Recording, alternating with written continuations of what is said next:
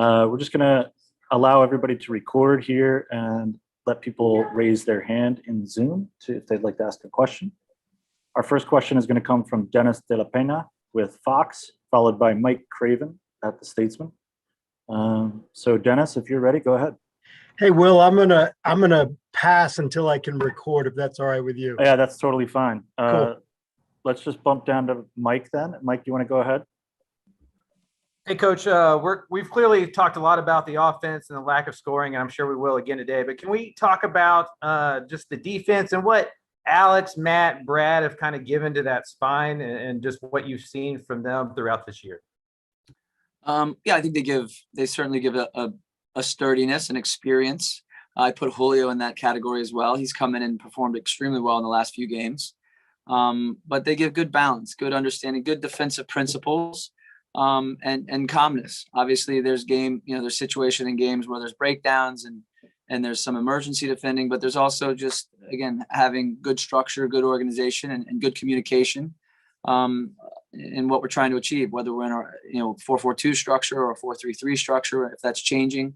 But they bring good experience and good calmness, and I think that's important. The middle of the field, the spine of the group, as you said, with Brad, Matt, and Julio, Alex in there, Diego when he's in there, and then Cecilio and Tomas are in advanced positions. But it's a collective group, and it's certainly been something I think we've made some improvements on, and it's each week's the challenge. The opponent presents some things that you got to deal with, and it's not always perfect, but we're growing in some areas, but we got to keep getting better. But those guys in particular do a great job keeping things organized and doing a good job communicating.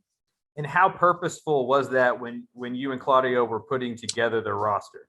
Yeah, it was quite purposeful. And I think the idea with Matt and certainly Alex is that leadership, that mentality.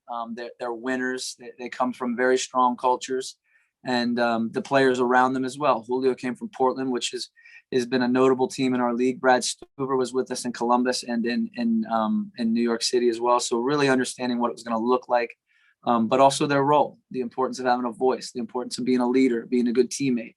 And again, I think Diego's also done an extremely good job. But the spine of the team is critical. That doesn't mean the exterior parts are not. Hector had a great game, and again brings insight and calm to our group. And Johnny and Jared have worked tirelessly as wingers, as well as Kakuta and some of our other guys that have filled in. Great. Now we can go back to Dennis.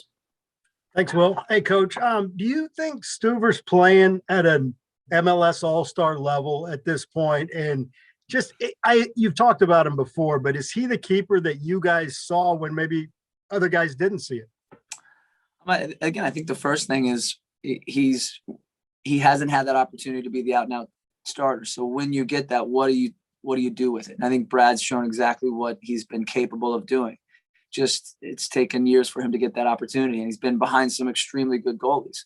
And I think that also helps his development, his maturation, his calmness, but also his ability to decipher what's happening in the game. Performing at an MLS All-Star level, I mean, we'll see. He's certainly performing at a high level. I think this is the best moment in his career. Obviously, he's seeing more minutes, he's seeing more action, and in turn, his positioning, his shot stopping, his decision making with the ball, the calmness has been spot on. And that's had a big influence on our group. And the way that we want to play with the ball, he adds a lot of value to that. And I think that's been really nice to see. We knew he had that in him, but again, until you go in and do it game in and game out against the pressure and the pressing teams that we faced, you're not totally sure. But that's a phase of our game that's been pretty good, and he's a big part of why it's been good. Well, and you mentioned the pressure. I mean, here with the team trying to find the right offensive chemistry, find some strikers, et cetera. Here he is. Do you find that he's embracing that the moment, if you will, and the impact that he has on the squad? Yeah, I think so. I think again, the way we want to play and the ball is quite important to us, but we don't use our goalkeeper just to say we use our goalkeeper, and it's fun and it looks good. It's to again break down the opponent, and there's been plenty of opportunities that have originated with the ball at Brad's feet, and we break down the opponent because we have the ability to move through their lines quickly and go get a goal scoring chance. And that's why you do it. And it's not always talked about that way, but he's been highly effective at it. And again, he helps kickstart a lot of our attacks, which is really, really important. Thanks. Great. Our next three will come from Bob Ballou, Chris Bills, and John Lupo. Bob, you're up. All right, Josh, I'll be Debbie Downer and go back to offense here for a minute. Is there anything in practice? I know you talked Sunday night about attacking this and really, going after this, but is there anything you can do to get their minds off it, play a different, bring out Jenga? I mean, anything that is different in their minds just to try to get it off it a little bit while you're still, obviously focused on it. Yeah, I think, today we spent some time reviewing the game, talking about situations, letting players walk through what they felt, they were seeing and thus what their actions were. And then we revert back to, again, what our game model is and what our principles are. But we're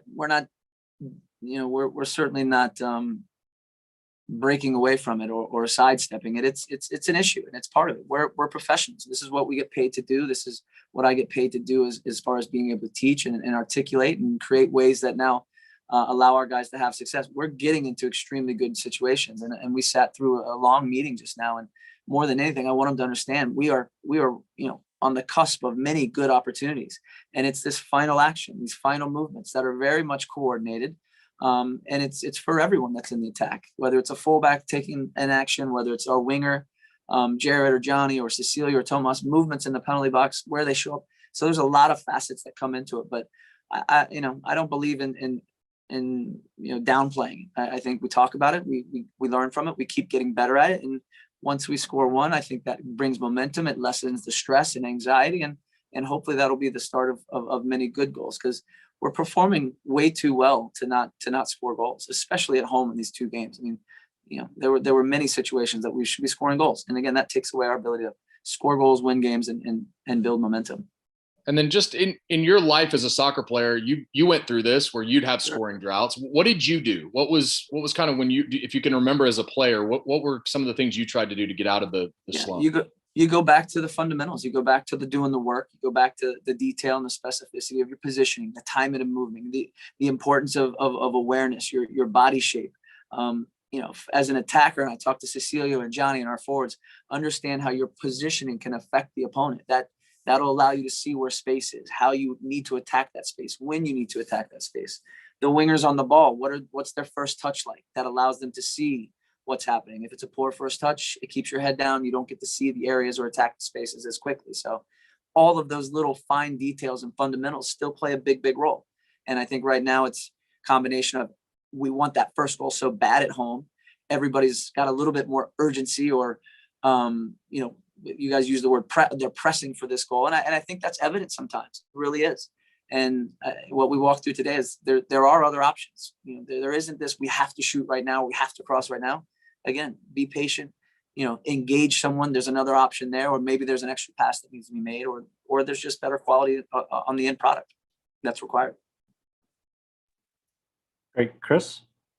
Yeah, Josh, John Kolmanich, I thought stood out on Sunday. Just had obviously some good performances filling in for Ben Sweat. And, I guess we see what he's doing on the field, but what has John been like to work with, getting him implemented into this league, and what's he doing off the field that we're not seeing that's leading to this success for him?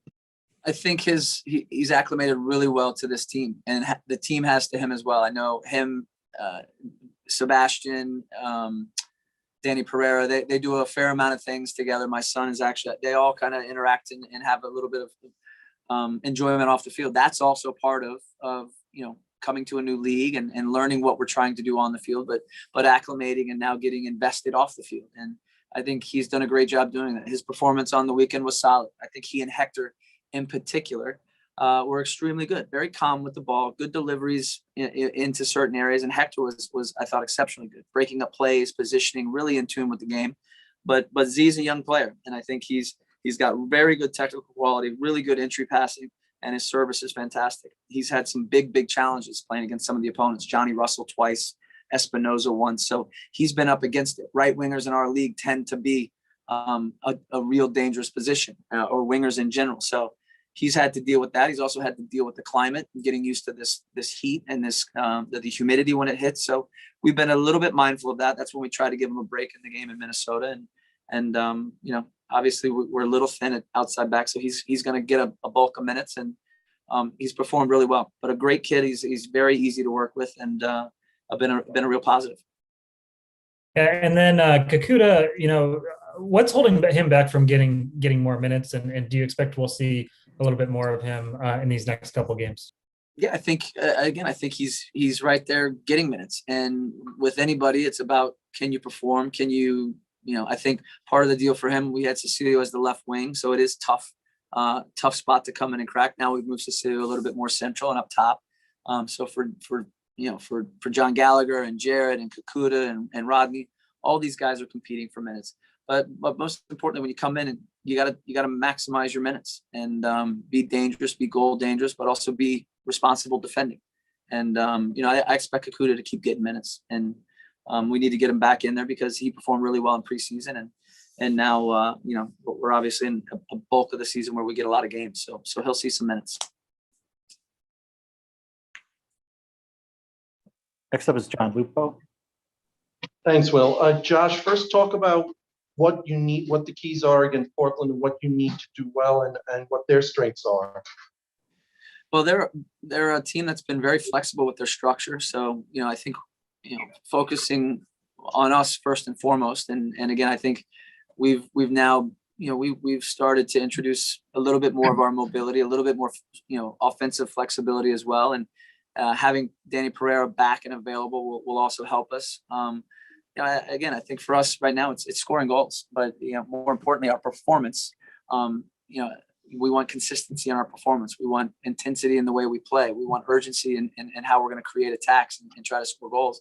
And then likewise when we're defending, but we got to get goals. We're not going to win games at home if we don't get goals. But the performance last weekend was extremely good. Our performance the first game at home was extremely good. So continuing to perform strong at home, but again, being a bit more clean and efficient with the opportunities that come our way. And they're a good team. They got good players. So again, they're coming in here.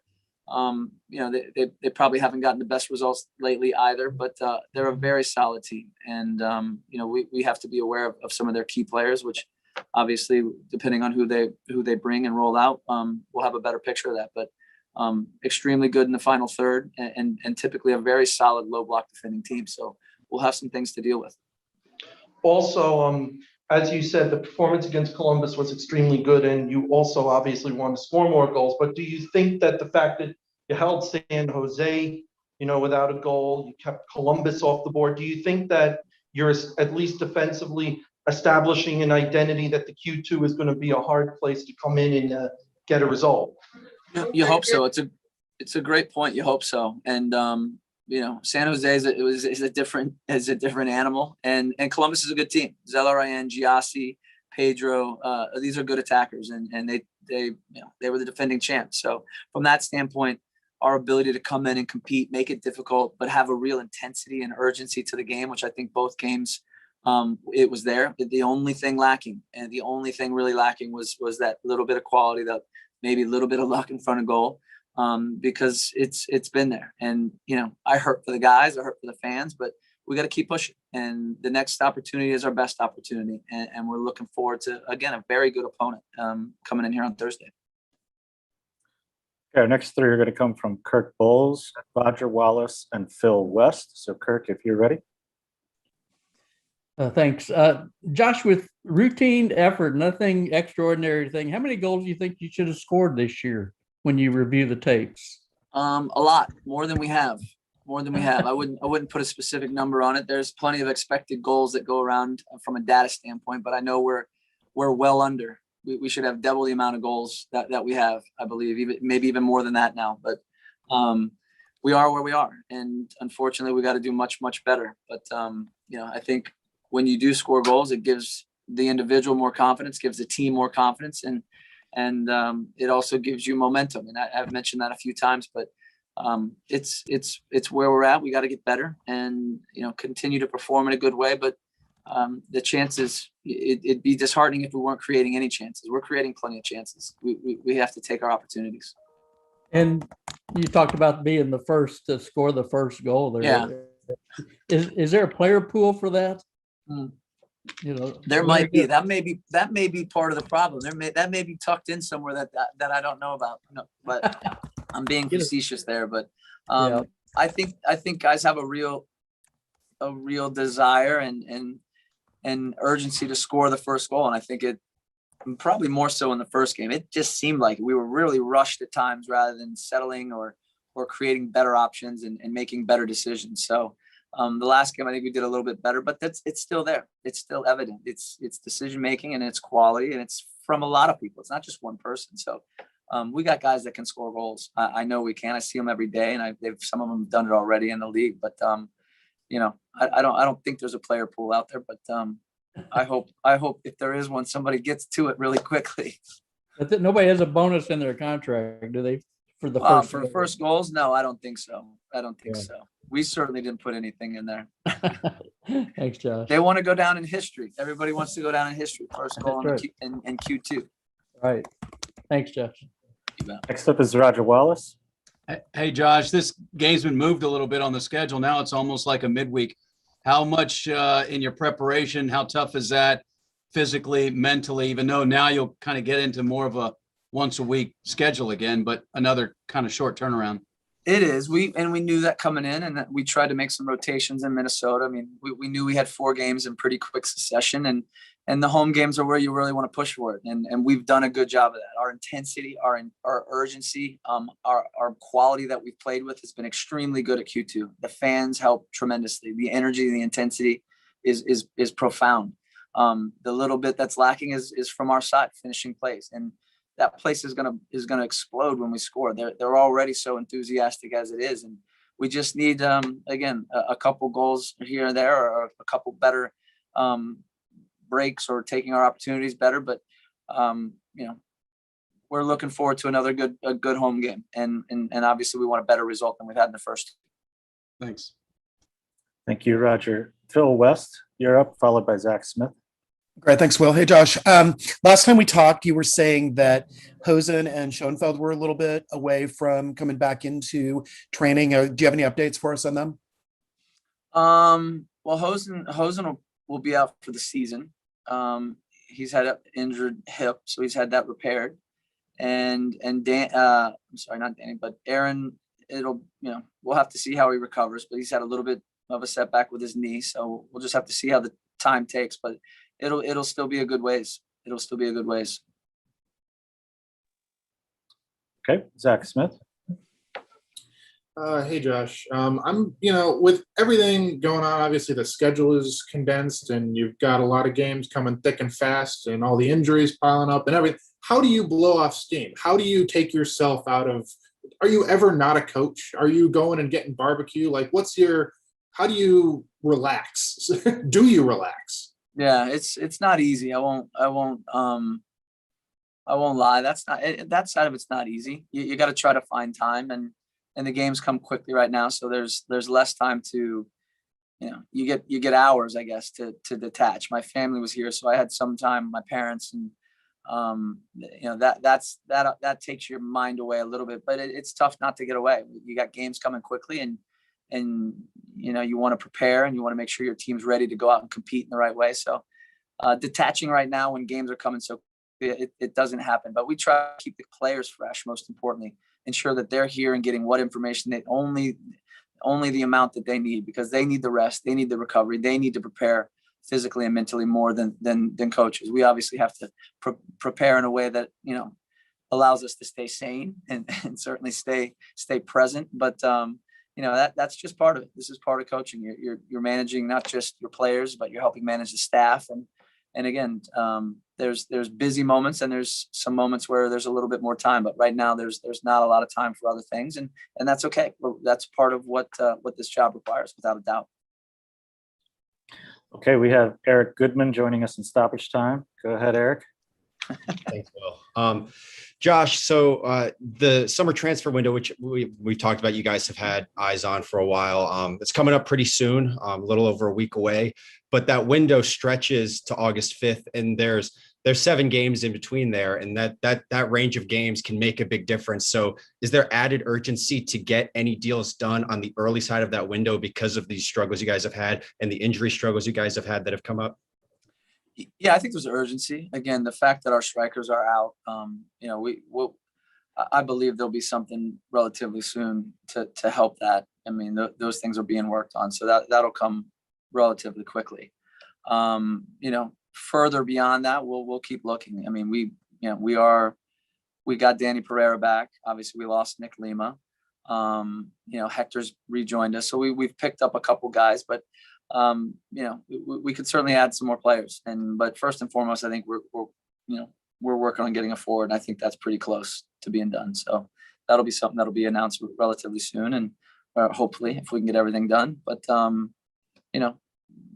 we'll see what needs we need after that. Again, getting guys back healthy, it helps us, but we can always use more attacking players, and we'll make those decisions going forward based on a number of things. But first and foremost, getting a striker. Thank you, Eric. We actually have an even later participant Nice. than Eric in Arch Bell. So Arch, go ahead. Yeah, sorry about that. A little late getting to the call. Josh, I don't know if you've spoken about the U15's performance in MLS Next or not, but I'm curious to know if you and Claudio and the development and the youth development people have all spoken about what the time frame is on bringing these kids who are in the U15, not necessarily playing with the first team, but eventually maybe training with the first team. What does that time frame look like? What does that timetable look like to let one of those kids be able to join a first team training at some point? What are your thoughts on that? Yeah, well, first, I think they performed really, really well. We watched those games. We had them on streaming here, so we watched the game against Philly. And, it's a lot of credit to Tyson and Juan Lu, who's doing a great job with our academy. Those players are performing at good levels. We've had a number of those U15s out with us already, and it was good to see them perform. Micah and Drake and Misa were guys that we've had out regularly. So one, we've needed some numbers, but two, they're good young players, and they need to see this environment. They need to see the speed and the physicality and also be around a professional environment. And that's part of linking the academy to the first team. And even though they probably are a little ways away from truly being able to compete with us, it's still eye-opening for them, and it lights the fire. And I think you saw that in these games, because I think Drake performed extremely well. And I think, we look forward to those opportunities in the future. We're going to have an older team coming, we're obviously going to have older players this next season as well. And that needs to stay in place. That's the nice thing about having an academy right in line with having players to come into the first team. So, if you're good enough, you're old enough, none of that stuff matters. I mean, it's good to have these kids around, and we need more of them, to be honest. Great. I think that wraps us up for